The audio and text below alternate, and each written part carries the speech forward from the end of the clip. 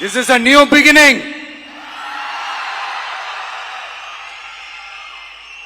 A new era of a real, secular, social justice starts now.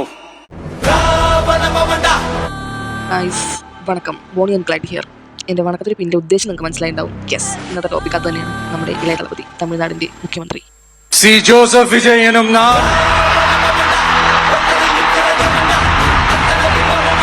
Tamil മണ്ണ് സാക്ഷ്യം വഹിച്ചു കഴിഞ്ഞു. തമിഴകത്തിന്റെ പുതിയ മുഖ്യമന്ത്രിയായി ജോസഫ് വിജയ് എന്ന ദളപതി അധികാരമേറ്റിരിക്കുന്നു. ഏവർക്കും അറിയുന്ന ഒരു കാര്യം കൂടിയുണ്ട്.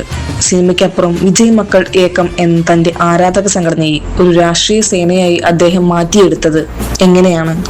പഠനോപകരണങ്ങൾ വിതരണം ചെയ്തും പാവപ്പെട്ടവർക്ക് ഭക്ഷണവും മരുന്നും നൽകിയും തന്റെ ഫാൻസിനെ കൊണ്ട് അദ്ദേഹം നേരത്തെ ജനമനസ്സുകളിൽ ഇടം നേടിയിരുന്നു. ആരും ശ്രദ്ധിക്കാതിരുന്ന ആ വലിയ നീക്കം തദ്ദേശ തിരഞ്ഞെടുപ്പിൽ തന്റെ ആരാധകരെ സ്വതന്ത്രരായി മത്സരിപ്പിച്ച് വിജയിപ്പിച്ചുകൊണ്ടാണ് അദ്ദേഹം രാഷ്ട്രീയത്തിന്റെ ആദ്യ പടി ചവിട്ടിയത്. അടിത്തട്ടിലെ രാഷ്ട്രീയം പഠിച്ചതിനു ശേഷമായിരുന്നു TVK എന്ന പാർട്ടിയുടെ പ്രഖ്യാപനം.